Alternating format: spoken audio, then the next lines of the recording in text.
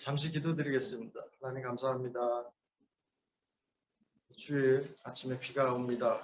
단비가 될 수 있도록 하나님께서 이 대지 위에 비를 주실 때에 일기의 변화들이 있을 때마다 우리의 생애를 돌아보면서 하나님의 신호들을 확인해 가면서 하루하루를 만날 수 있는 복된 생애들이 되게 하옵소서. 주시는 말씀 속에서 하나님을 향한 우리의 시선들이 다시금 회복되게 하시고 일어나게 하시고 고정되게 하여 주시옵소서. 흩어져 있는 우리 성도들 하나님 기억해 주시고 어디에 어떠한 모습으로 있든지 하나님께서 동일하신 품으심과 인도하심 속에 오늘 이 한 날 이 시간이 복된 시간이 되게 하시옵소서. 예수님의 이름으로 기도하옵나이다. 아멘.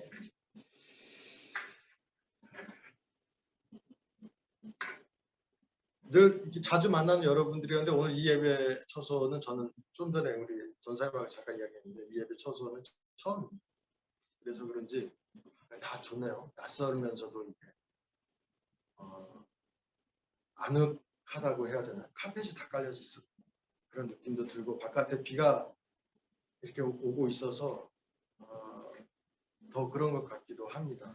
이 지금 계절의 변화들이 좀 있기는 한데 밴쿠버도 지금 뭐 전 세계적으로 볼 때 일기 기후 변화가 너무 심해가지고 이거 그냥 뭐 좋아해야 될지 싫어해야 될지 참 난감한 때가 아닌가 싶습니다. 한국은 연일 지금 뭐 35도를 찍고 있는 38도 찍힌 도시도 있고 요 며칠 굉장히 덥다라는 기사들을 봤는데 우리 작년에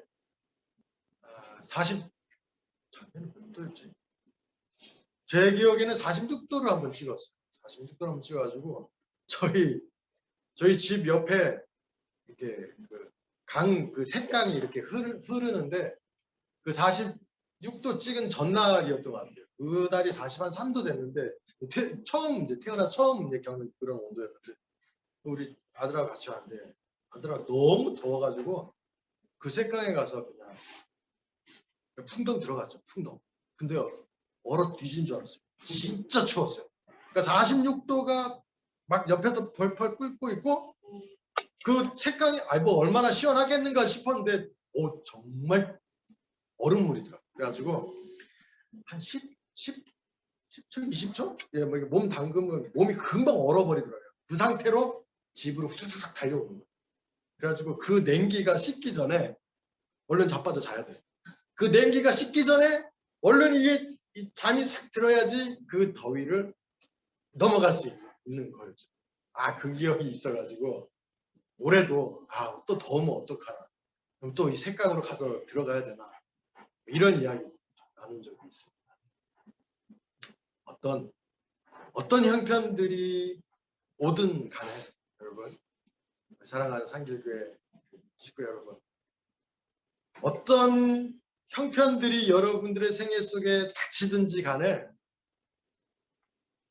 하나님 백성들은 그 형편에 치우치면 안 돼요. 하나님의 백성들은 다른 걸 보고 사는 사람들.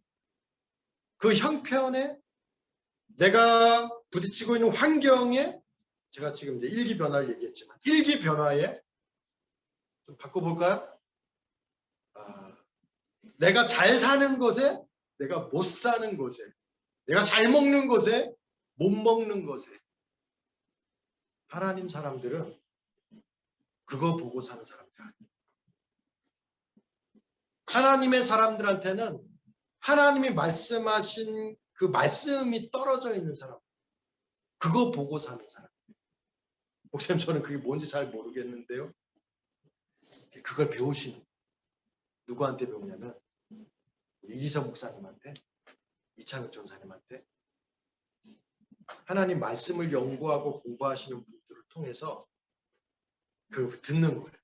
그래가지고 우리의 시선을 포커스를 그쪽으로 계속 전진해 가서 맞추는 거예요. 그거 언제까지 하느냐? 그게 우리 생애예요. 우리를 여기 살아있게 하시는 하나님은 우리에게 뭘 던지셨냐면 영원이라고 하는 하나님의 시간을 우리한테 던져 놓으셨어요.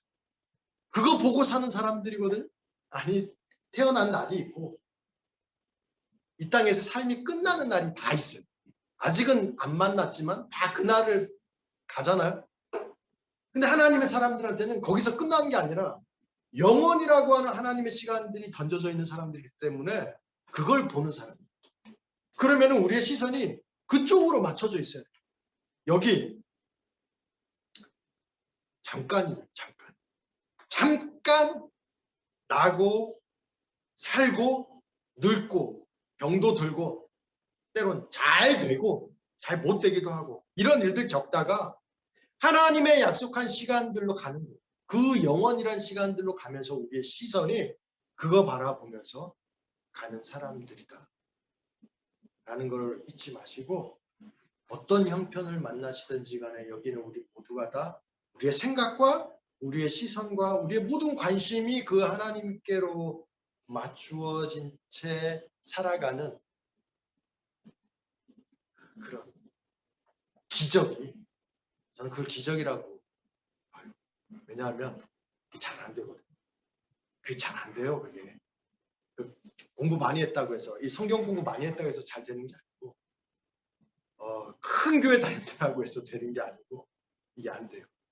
싸우고 또 싸우고 또 싸우게 하시는 하나님의 인도하심을 잘 붙들어 가시면서 아주 멋있는 생애를 살아가시는 우리 상길교회 가족 여러분들 다 되시기를 주의 이름으로 축원합니다. 저는 좋아하는 습관이 있어요. 저한테 취미라고 할까요? 아니면 버릇이라고 할까요? 제가 좋아하는 습관 뭐 이런 게 있는데 두 가지가 있는데 하나는 찬양을 제가 굉장히 좋아합니다. 찬양 조금 솔직히 얘기하면 노래를 좋아해요. 찬양뿐만이 아니라 가스펠송 좋아하고 찬송 좋아하고 다른 노래들도 좀 좋아해요. 노래들 옛날 노래들도 좋아하고 심지어는 아이들 노래 우리는 동요라고 하잖아요. 여기는 동요라고 하는 개념이 없더라고요. 동요도 굉장히 좋아요. 근데 지금도 좋아요. 지금 노래 부르는 것도 좋아하고 듣는 것도 좋아하고 이 노래 이렇게 만드는 것도 좋아해요. 찬양 참 좋아해요. 우리 예배 때 우리 예배도 지금 찬양을 부르잖아요. 찬양을 항상 시작하면서 찬송을 부르기도 하고 듣기도 해요. 또 어떨 때는 제가 전사님한테 그걸 받았는데 주보 파일을 받았는데 다음 주에 우리 교회에서 상길교회에서 바리톤 콘서트가 있더라고요. 이제 그때는 우리가 듣겠죠. 와 바리톤 바리톤 가까이서 들으면 찌릿합니다. 정말 황홀한데 예.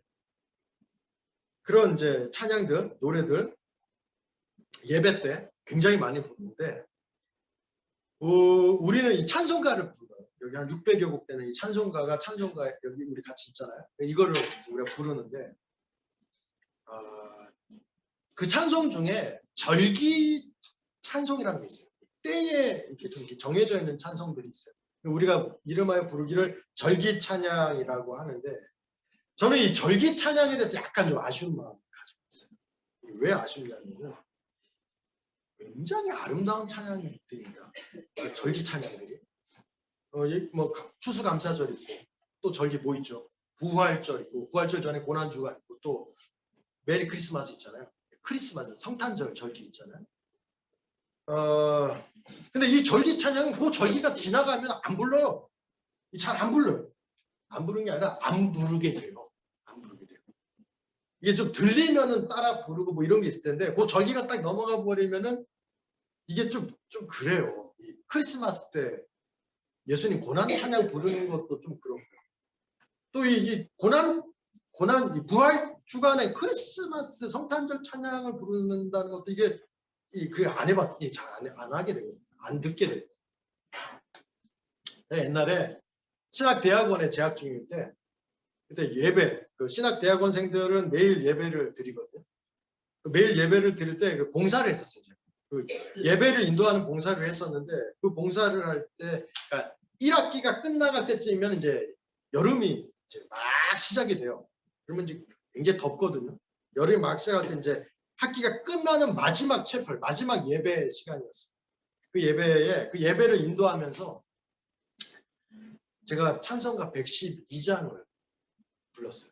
같이 회중 다 같이 112장을 다 같이 부르자고 했더니 그 한 1000여 명 넘는 중 학생들이 쫙 앉아 있는데 우리 다 찬송가 112장 부르겠습니다 했더니 112장을 찾은 다음에 이렇게 앞에 있는 저를 이렇게 쳐다보는 거예요.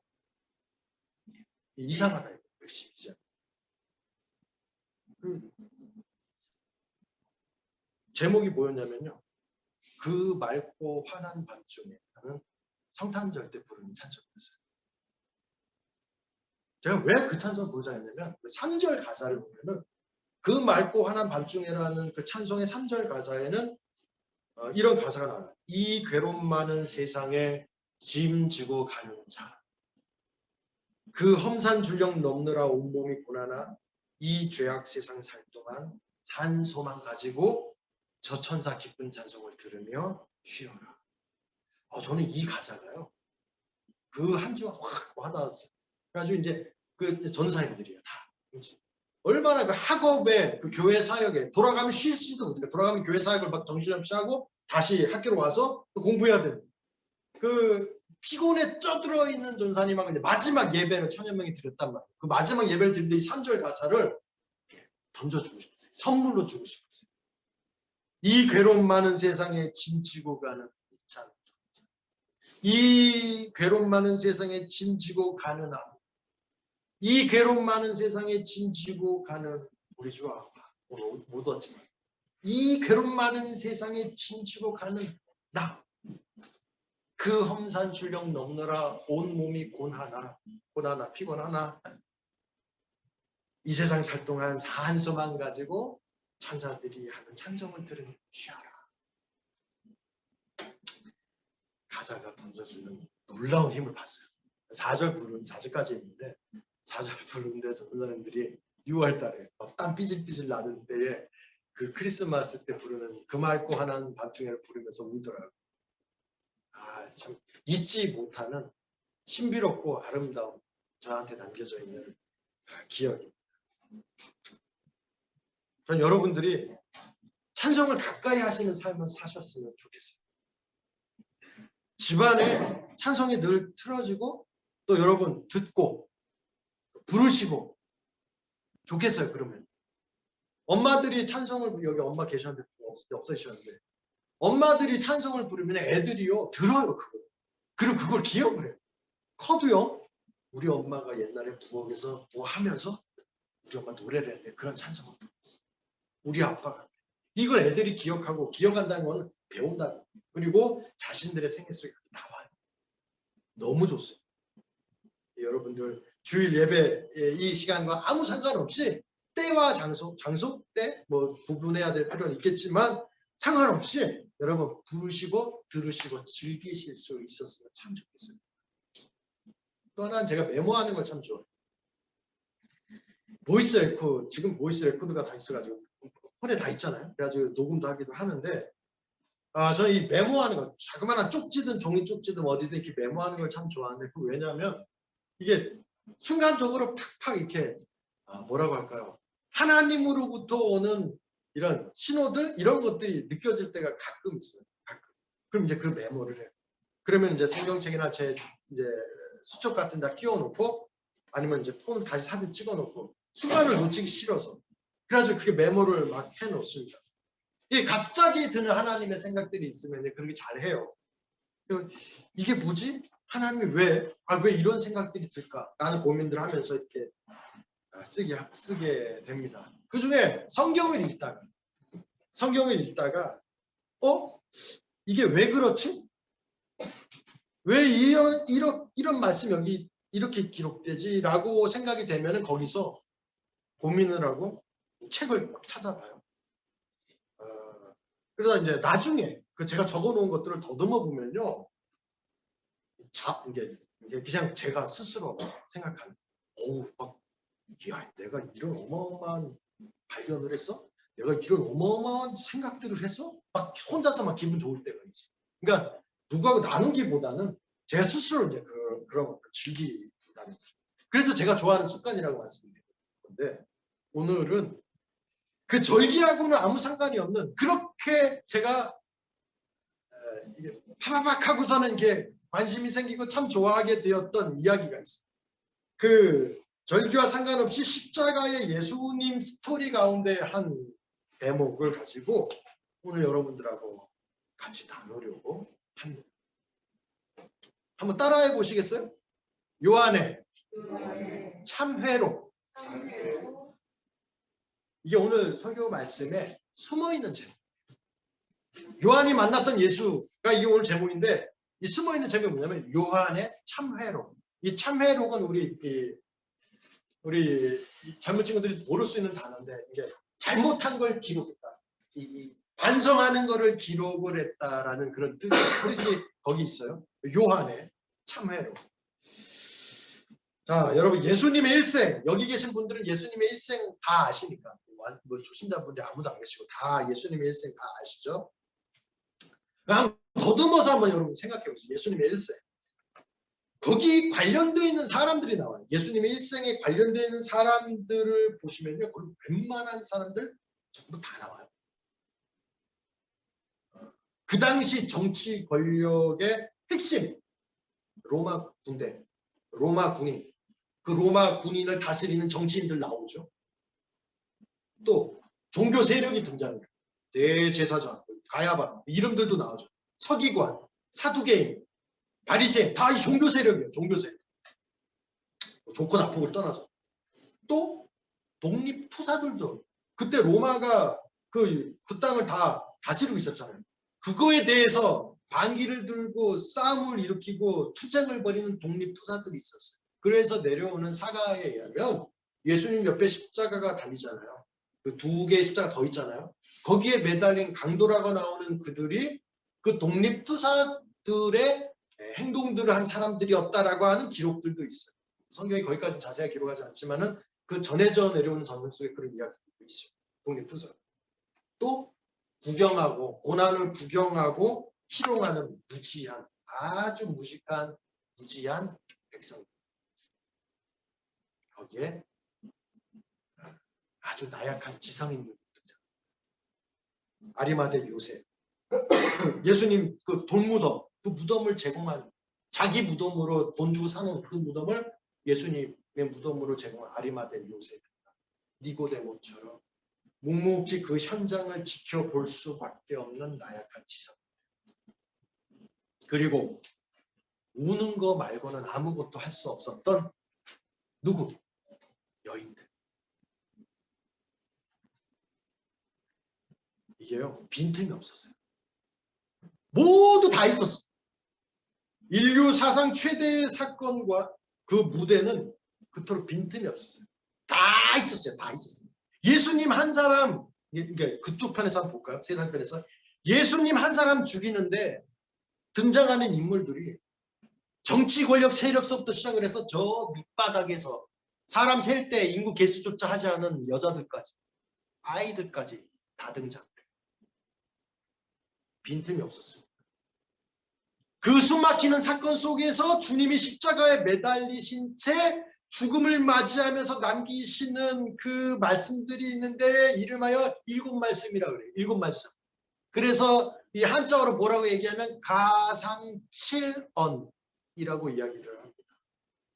이거는 그때가 되면은, 그 이제 절기 때가 되면은 목사님들이나 교회를 통해서 여러분들이 가상칠언 말씀을 아주 집중적으로 듣게 되는 주옥 같은 말씀들. 기억들을 하실까요? 다 제가 한번 던지시면 아마 다 아실 수 있으실 거예요. 그 첫 번째 말씀이 뭐냐면은 누가복음 23장 34절에 이렇게 얘기해요. 예수께서 가라사대 아버지여 저들을 사하여 주옵소서. 자기들이 하는 것을 알지 못하이니이다 하시다. 그 다음에 그 사람들이 예수님의 옷을 찢어서 제비를 갑니다. 두 번째 말씀. 두 강도 중에 하나가 예수님한테 회개하잖아요. 그러니까 그 강도한테 하는 거예요. 내가 진실로 내게 이르노니 네가 오늘 밤 나와 함께 가. 이게 그 죽으시면서 십자가에서 하신 두 번째. 세 번째 말씀. 또 그 제자에게 이르시되 보라 내 어머니라 하신데 그때부터 그 제자가 자기 집에 모시니. 네 번째. 예수님이 그 고통 속에 꺼내시는 말씀. 엘리 엘리 라마 사박. 나의 하나님 나의 하나님 어찌하여 나를 버리셨나이까. 그 네 번째. 다섯 번째. 예수께서 그 모든 일이 이미 이루어진 줄 아시고 성경을 응하게 하려 하사 이르시되 내가 목마르다. 여섯 번째. 아버지여 내 영혼을 아버지 손에 부탁하라. 마지막 일곱 번째. 요한복음 19장 30절에 예수께서 신 포도주를 받으신 후에 이르시되 다 이루었다 하시고 머리를 숙이시니 영혼이 떠나가시니라. 이거예요. 십자가 그랬습니다. 인류의 간절한 꿈과 소망을 핏빛으로 아로새긴 사건이었어요. 이보다 더 큰 슬픔도 없었고 고통도 없었어요. 그런데 말입니다. 여기에요. 이 포인트예요. 그런데 저는 이 가상칠환의 말씀을 쭉 가다가 건드려지는 부분이 하나 있었어요. 세 번째 부분, 세 번째 하신 말씀. 또 그 제자에게 이르시되 보라 내 어머니라 하신데 그때부터 그 제자가 자기 집에 오시니라. 예수님이 모친 마리아를 다른 사람에게 부탁하게 되는 장면. 궁금했어요. 어째서? 아니 자신을 못 박은 자들의 용서에 대해서도 하나님한테 부탁하시고 자신의 영혼까지도 내 영혼을 아버지 손에 부탁하나이다. 하나님 아버지께 부탁하셨는데 그런데 그 모친 마리아에 대해서는 하나님 아버지께 부탁하시는 게 아니고 제자들 중에 한 사람이었던 요한. 제자들 중에 한 사람이었던 요한한테 어떻게 해서 부탁을 하느냐라는 게 저는 이상했어요. 이상한 느낌이 들어요. 그래서 이 모친에 대한 사사로운 부탁이 이게 이 시점에서 이게 어울리느냐라는 거예요. 자, 오늘 본문이에요, 여러분. 제가 다시 한번 천천히 읽어볼까요? 본문의 19장 26절 27절 예수께서 자기의 어머니와 사랑하시는 제자가 곁에 서 있는 것을 보시고 자기 어머니께 말씀하시되 여자여 보소서 아들이니이다 하시고 그 제자에게 이르시되 보라 내 어머니라 하시되 그때부터 그 제자가 자기 집에 모시니라. 흥미로운 사실입니다. 제가 앞서 말씀드린 이 역사적 장면 속에 모두 정치 세력부터 힘없는 카운트도 안 되는 여자들까지라고 제가 말씀 다 등장한다 그랬잖아요. 근데 여러분 이 역사적인 사건 속에 다 등장하는데 이 드라마에 반드시 들어가 있어야 할 사람들이 안 보여요. 누구일까요? 제자들입니다. 요놈들이 안 보여요. 다 등장하는데 그 제자들이 빠져 있습니다. 아니 다 안 등장하더라도 반드시 있어야 할 사람들은 그 제자들이어야 되잖아요. 아시다시피 모두가 다 도망갑니다. 그 대표, 그 도망간 제자들 중에 그 대표로 자세하게 막 스토리가 언급되어 있는 제자 누가 있어요? 베드로자 베드로. 그 베드로마저 없어요. 다구름 소리와 세 번의 부인은 아주 유명합니다. 마지막에는 뭐라고까지 하냐면 저주까지 베드로가. 마가복음 14장 70절, 71절, 72절 그 세 구절에요. 이렇게 나옵니다. 또 부인하더라. 조금 후에 곁에 서 있는 사람들이 다시 베드로에게 말하되 너도 갈릴리 사람이 참으로 그 도단이니라.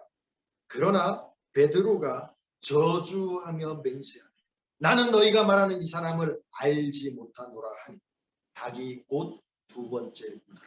이에 베드로가 예수께서 자기에게 하신 말씀 곧 닭이 두 번 우기 전에 네가 세 번 나를 부인하리라 하심이 기억되어 그 일을 생각하고 울었더라.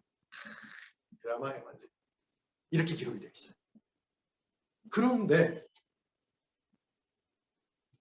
갑자기요 골고다에 뜬금없이 그 제자 요한이 떡하니 등장해요. 갑자기. 빌라도가 예수님을 내어주는 장면을 보면은 요한복음 19장 16절에 보면요. 이에 예수를 십자가에 못 박도록 그들에게 넘겨주니라. 빌라도가. 그거하고 16절하고 17절에 뭐라고 나오냐면 요한복음 19장 17절에 그들이 예수를 맡음에 예수께서 자기의 십자가를 지시고 해골, 히브리 말로 골고다라고 하는 곳에 나가시니. 자, 요 16절하고 17절 잘 들어요. 16절 한 번 더. 16절 보면요. 이에 예수를 십자가에 못 박도록 그들에게 넘겨주니라. 넘겨주는 거 하고 십자가를 지시고 골고다라고 하는 곳에 나가시니 이 두 구절 사이에 아주 중요한 거 하나가 빠져 있어요. 요한복음에. 이게 뭐가 빠져 있냐? 구레네 시몬이라고 하는 사람의 이야기입니다. 구레네 시몬. 그 구레네라고 하는 그 시골 촌 이름이에요. 그 지역 출신의 시몬이라는 사람이, 시몬이라는 이름은 흔한 이름이거든요. 그러니까 구분짓기 위해서 구레네 시몬, 구레네 출신 시몬 이 뜻이에요. 그 구레네 시몬이 등장하는데 시골에서 올라오는데 그날따라 재수없게 그 죄수 하나가 십자가를 지고 가는데 그 로마 군한테 붙잡히는 거예요. 저 지금 다 쓰러져서 못 가가니까 야 너 일로 와. 이거 잡고 같이 올라가. 이렇게 돼버려요. 그 구레네 시몬이 재수없게 예수가 죽는 장면을 구경하게 되고 그가 지고 가는 십자가를 대신 졌던 그 시골 사람 구레네 시몬이 등장하는 장면이 요한복음에 없어요. 왜 요한복음에 기록하지 않은 것일까? 잠깐 다른 곳으로 한번 가볼게요. 요한복음을 요한이 기록을 하게 되거든요. 자기가 쓴 그 복음서에 익명으로 등장합니다. 자기 신분, 자기 이름을 안 밝혀요. 요한은. 그 요한복음에 다른 복음서에서는 요한이 하는 일들에 대해서 요한이 어쩌고 저쩌고 요한이 그렇게 해서 요한이 이렇게 마태복음, 마가복음, 누가복음에는 요한이 어쩌고 요한에 대한 일이 나오는데 정작 요한복음에서 요한은 자기와 관련된 그 대목에서는 자기 이름 대신에 사용하는 문장이 있어요. 뭐라고 나오냐? 사랑하시는 제자. 다른 제자. 그의 사랑하시는 제자. 이렇게 자신을 표현합니다. 나중에 가서야 그 익명의 제자가 요한 본인이었다라는 사실을 밝히게 됩니다. 요한복음 21장 24절 맨 끝부분에 해당되는 그 구절에 이렇게 기록을 해요. 이 일들을 증언하고 이 일들을 기록한 제자가 이 사람이라. 우리는 그의 증언이 참된 줄 아니라. 바로 자기 자신을 가리키는 것이었어요. 성경은요. 요한이라고 하는 이 사람, 이 제자가 어떤 성격을 가진 사람이었는지조차 다 이야기합니다. 아주 급해 빠진 사람이었어요. 성격이 진짜 급한 사람이에요. 예수님이 별명을 지었습니다. 여러분 그 보셨어요? 예수님이 제자들 가운데 별명을 지어준 제자가 있다니까요. 별명이 뭐냐면 우레의 아들이라고 별명을 지었어요. 닉네임을 우레의 아들. 우레가 뭐냐면요. 천둥이에요. 천둥의 아들. 마가복음 3장 17절 이렇게 기록합니다. 또 세베대의 아들 야고보와 야고보의 형제 요한이니 이 둘에게는 보아너게 곧 우레의 아들이란 이름을 더해주었다. 사마리아 사람들이 예수님 일행을 맞이할 때 아주 예수님 일행을 하찮게 대하다. 그랬더니 요한이 예수님한테 뭐라고 하느냐면 이렇게 누가복음 9장 54절에 이렇게 제자 야고보와 요한이 형제지간 야고보와 요한이 이를 보고 가로되 주여 우리가 불을 명해서 저 사람들을 하늘로 쫓아내려가지고 저희를 불로 확 멸하라 하기를 원하시나요? 주님 저들이 우리를 하찮게 여기니까 그냥 주님이 갖고 계신 권능으로 하늘에서 불똥을 내려 저희 싹 다 부살라 버리시다. 화딱질 납니다. 그게 기록이 되어 있어요. 그뿐만이 아니에요. 마가복음 9장 38절에 어떤 한 마을에 갔더니 자기 말고 제자들 자기들 말고 다른 사람들이 예수님의 이름으로 귀신을 쫓아내고 있었거든요. 근데 뭐 어떻게 하냐? 그거 못하게 해버려요. 그거는 우리만 하는 거지. 우리만 예수님 제자들만 하지. 니네들이 어디 예수님의 이름을 못하게 해. 이게 뭐냐? 시기심이요. 장난이 아닌 사람이었어요. 그림이 그려지세요? 이 어떤 인간이라고 하는 게 마가복음 20장 21절에 보면요. 재미있는 장면이에요. 예수께서 가라사대 무엇을 원하느냐 가로되 어떤 여인에게 하는 말이에요. 이 나의 두 아들을 주의 나라에서 하나는 우편에 하나는 주의 좌편에 앉게 하옵소서. 누구냐면 야고보와 요한의 그러니까 요한의 엄마가 등장합니다. 요한의 엄마가 등장을 해서 예수님한테 당신이 공화국을 만들고 당신이 원하는 그 나라를 이렇게 짜잔하고 설립하게 되면은 영의정에 좌의정에 오른쪽에 왼쪽에 우리 크나 우리 작으나 앉혀주십시오. 성경에도 치맛바람이 나옵니다. 이게 어머니까지 동원을 해가지고 예수님께서 권세자의 자리에 집권하실 때 높은 자리 한 자리 올려달라고 부탁을 합니다. 이게 그의 배경이에요. 제가 이 사람하고 관련된 그 배경 몇 가지만 툭툭 던져놨는데 여러분 대충 조금 그림이 좀 그려지죠. 어떤 사람이다라고 하는 게 이 모든 것들을 살펴볼 때 요한이라고 하는 사람의 성격은 굉장히 실리적이고 지밖에 모르는 거예요. 굉장히 권력지향적이고 그리고 야심가 있어요. 이런 요한이었기 때문에 요한이요. 성경에 비슷한 이름 세례 요한이라고 등장을 하는데 다른 사람이에요.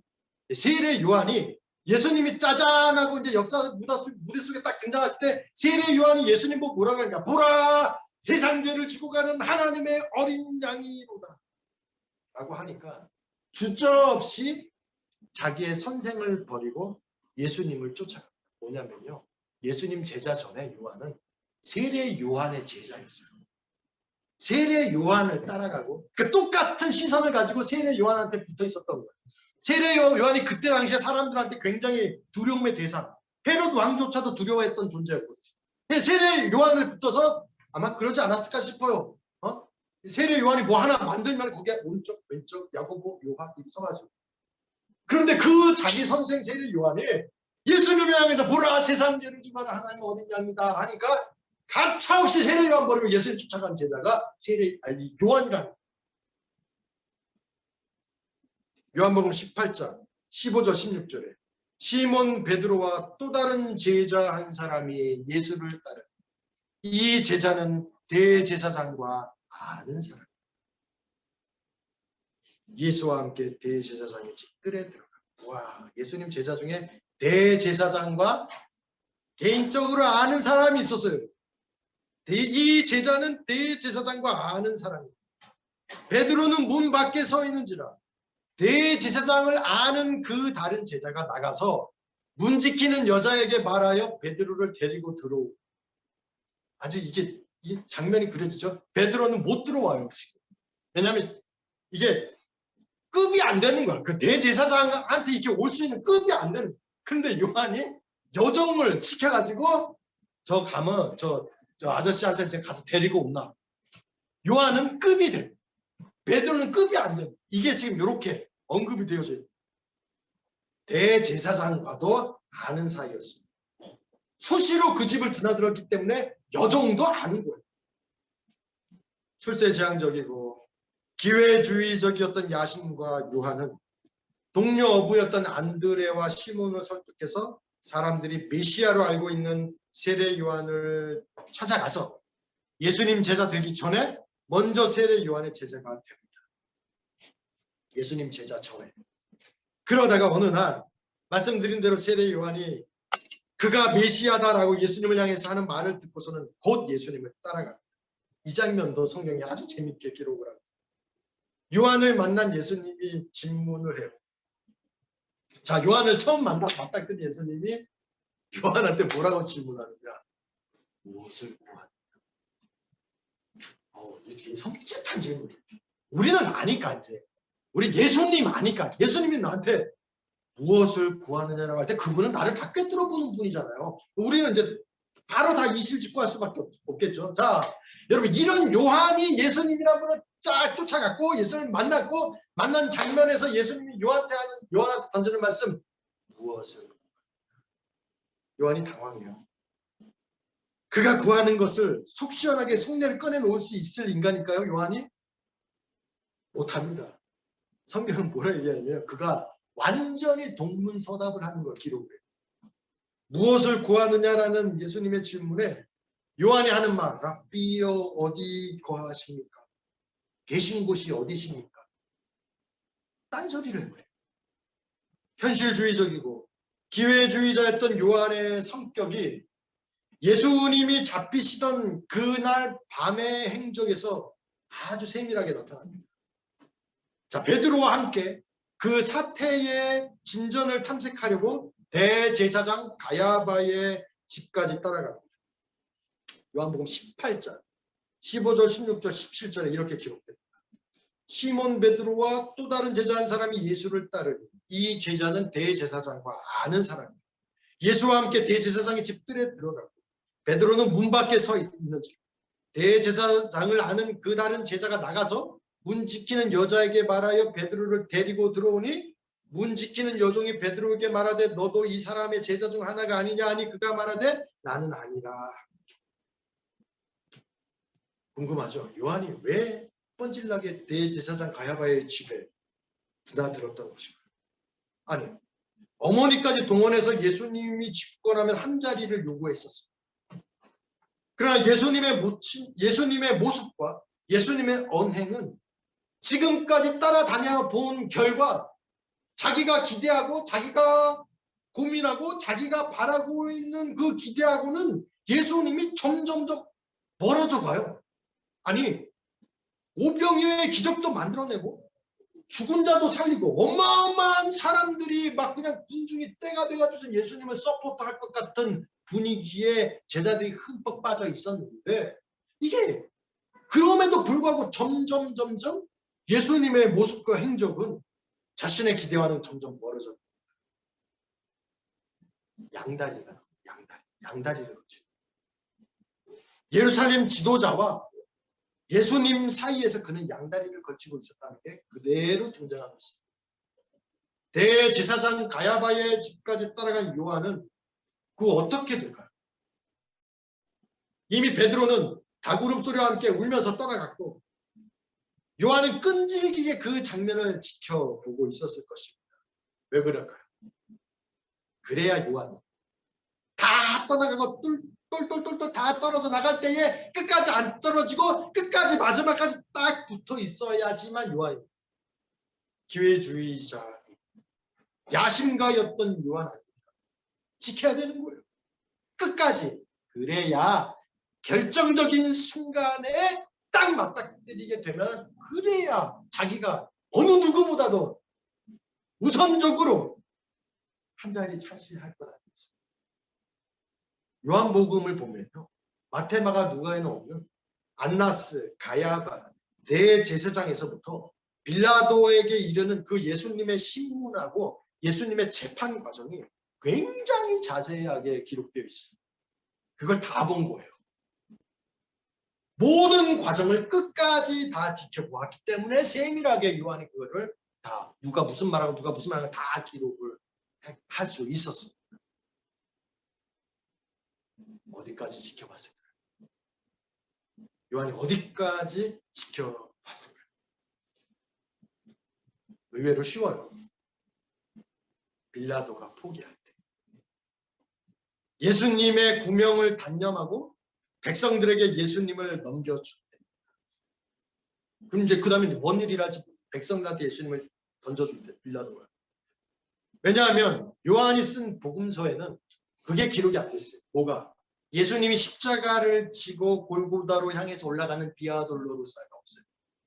예수님이 십자가를 지고 그 죽음의 고개로 넘어서 올라가는 그 슬픔의 행진과 앞에서 말씀드린 구레네 시골 출신 시몬이 그 십자가를 대신 지고 올라가는 그 얘기가 쏙 빠져 있어요.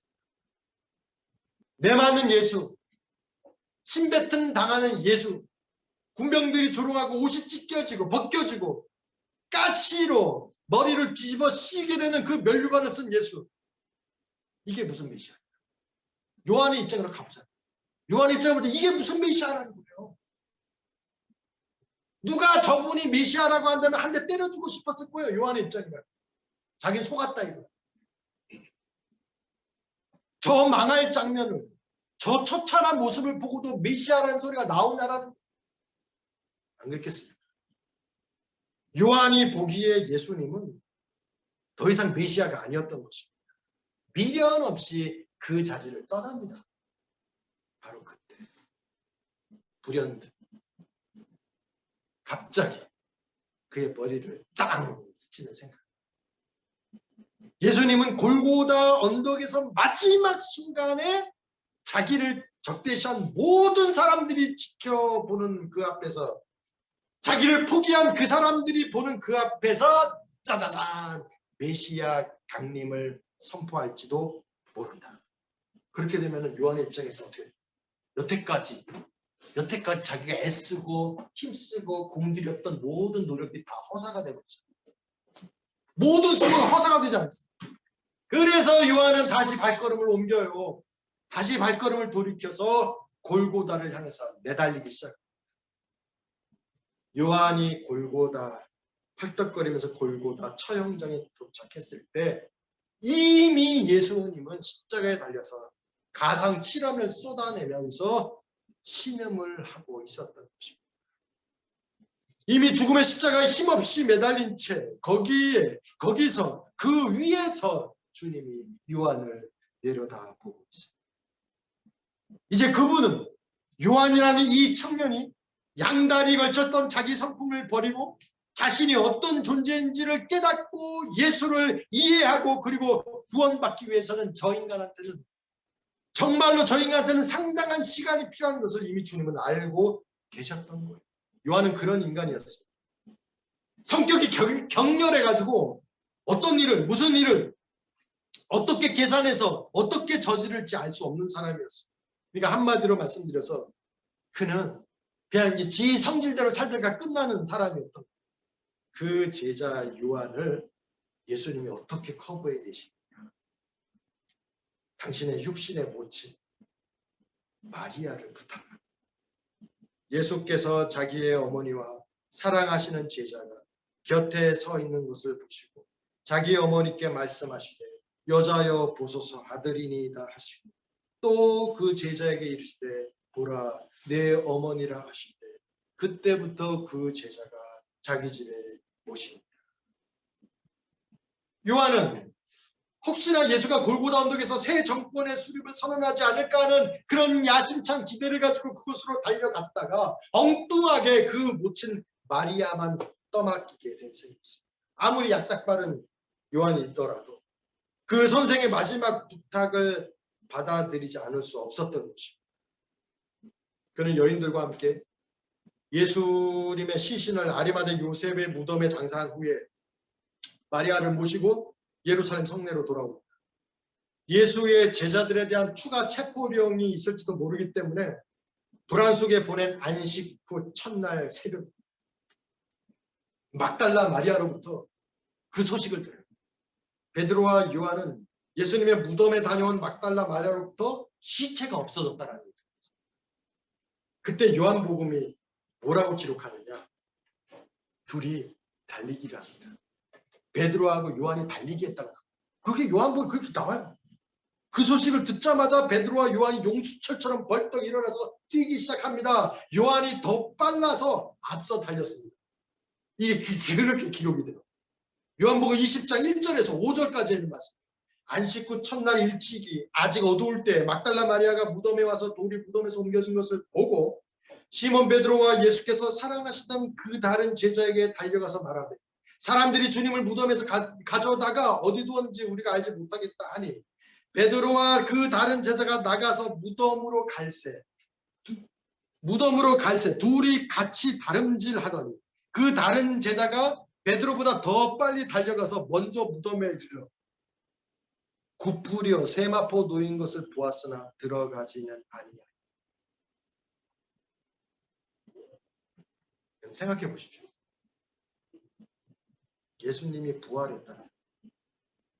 정말로 진짜로 그분이 말했던 그대로 그분이 정말로 죽었는데 진짜 죽고 싶은데, 참하게 죽었는데, 그분이 정말로 진짜로 살아났다면, 그가 말한 대로 정말 그렇게 된 것이라면, 와, 더 이상 십자가에서 신음하던 예수가 아닌 거예요. 전지전능한 하나님의 아들로서 살아났을 것이고, 그렇다면 지금까지 스승의 눈을 속여가면서 양다리 걸치기를 해왔던 인간 그 요한의 비밀을 모조리 간파하고 있을 것이기 때문에. 요한복음 13장 23절에 요한이 예수님한테 어떻게 행동했느냐, 예수님 품을 의지하며 누웠던 사람이라고. 앵겨 붙어서 애교 부리는 사람이었다는 거예요. 예수님한테 사랑받은. 그랬던 제자, 그가 사랑하시는 자가, 예수의 품에 의지해서 누웠던 자가 그 다정한 관계에서 다 들켜버리잖아요. 아주 씁쓸한 관계로 바뀌어지고 말았습니다. 때는 바야흐로 이름하여 부활하신 후에 디베랴 바닷가에 다시 나타난 예수님, 그 유명한 베드로한테 세 번 질문하신 거 있잖아요. 요한의 아들 시몬아, 네가 나를 사랑하느냐? 내 양은. 그거 부탁하시면서 베드로가 당할 순환을 예수님이 예고해 주십니다. 그런데 요한한테는 부활하신 주님이, 베드로한테는 그렇게 얘기하신 주님이 요한에게는 아무 말씀도 안 하세요. 민망해진 베드로가 대신 묻습니다. 예수님한테. 주여, 얘 어떻게 되겠습니까? 주여, 이 사람은 어찌 되겠사옵나이까? 그래서 예수님 대답은 지극히 쌀쌀맞은 대답을 하십니다. 내가 올 때까지 그를 머물게 하고자 할지라도 네게 무슨 상관이야? 베드로야, 너는 내 양을 먹으라. 그거 상관하지 마라. 이때부터 요한의 죽을 수도 없는 고독은 시작이 됩니다. 초대교회 역사가들의 기록에 의하면 스데반 집사님이 순교할 때도 마리아를 모시고 피신해야 했고, 그 형제 야고보마저 순교하고 베드로가 체포당하는 난리통에도 마리아와 함께 숨어 다녀야 했습니다. 요한은 다시 예루살렘의 밖에를 피해서 마리아를 안디옥으로 모셨고, 그 안디옥이 위험해지자 이번엔 에베소로 옮겨갑니다. 베드로와 바울이 로마에서 순교당하고 다른 제자들도 하나 둘씩 순교의 소식이 들려오기 시작합니다. 결국은 직계제자 전부 다, 예수님 직계제자 모두 다 순교하고 요한만 살아남았습니다. 그리고 마침내 마리아마저 에베소에서 세상을 떠났을 때 이미 요한은 할배가 다 돼 있었어요. 이미 요한은 기력이 다 쇠한 노인이 되어 있었을 것입니다. 마리아 때문에 그 초대교회 영광스러운 순교도 못하고 결혼할 나이도 놓쳐버린 요한은 비로소 자신의 야심만만했던 인생을 엉망진창으로 만들어 놓은 이 예수에 대해서, 도대체 그가 누구였던가에 대해서 그는 고심하기 시작합니다. 그 아득한 젊은 시절에 만났던 예수에 대한 추억을 되씹으면서 비로소 그의 사랑을 깨닫고 마침내 요한은 예수를 발견합니다. 그가 발견한 예수가 누구였는지가 바로 요한복음 1장 1절에 기록을 합니다. 그는 예수를 이렇게 표현합니다. 태초에 말씀이 계시니라. 이 말씀이 하나님과 함께 계셨으니 이 말씀은 곧 하나님이시니라. 와. 백발의 도구로 예수님의 행적을, 그 기억을, 그 추억을 기록하기 시작합니다. 그래서 요한복음은 앞서 시작하면서 여러분들이 같이 함께 이야기하셨던 요한의 참회록이 반영되어 있는 기록이다라는 거죠. 이 불멸의 복음서에서 자기를 얘기할 때 요한은 자기 이름을 못 드러내고 자기를 얘기할 때 예수의 사랑하시는 제자라고 썼다는 거죠. 오늘 말씀 여기까지 전하겠습니다. 돌아가셔서 오늘 말씀을 기억하시면서 이 제자 요한이 써내려간 예수님에 대한 기록을 한번 여러분 찬찬히 읽어보십시오. 전 제자들 가운데 요한이 보고 싶어요. 그리고 그 요한을 그렇게 만드셨던 우리 주님이 정말 보고 싶습니다. 우리한테 이 요한복음이 주어져 있다는 게 얼마나 큰 축복인지 모르겠어요. 그 은혜를 누리실 수 있는 우리 가족 여러분 다 되시기를 주의 이름으로 축원합니다. 하나님 감사합니다. 사랑하는 이들이 사랑하는 마음으로 주님을 고대하고 기다리고 소망하면서 우리는 이렇게 성경 속에 주님 남기우신 기록해 놓으신 말씀을 듣고 또 추억해 봅니다. 요한이라고 하는 한 남자를 이렇게 다스리시고 바꾸어 가시고 만들어 가시면서 그의 생애를 이 세상 가운데 존재시키시고 또 시간이 흐름에 오늘 이 시간에 우리의 존재도 이렇게 있습니다. 하나님, 우리 생애에도 동일하게 내 야심과 내 야망과 내가 꿈꾸는 것들을 다 아시는 주님이 그것과 상관없이 주의 방법으로 나를 인도해 가신다라는 사실을 기억해 보면서 신실하게 우리 생애에 임하시는 주의 손길을 사모할 수 있는 우리가 되게 하여 주시옵소서. 예수님의 이름으로 기도하옵나이다.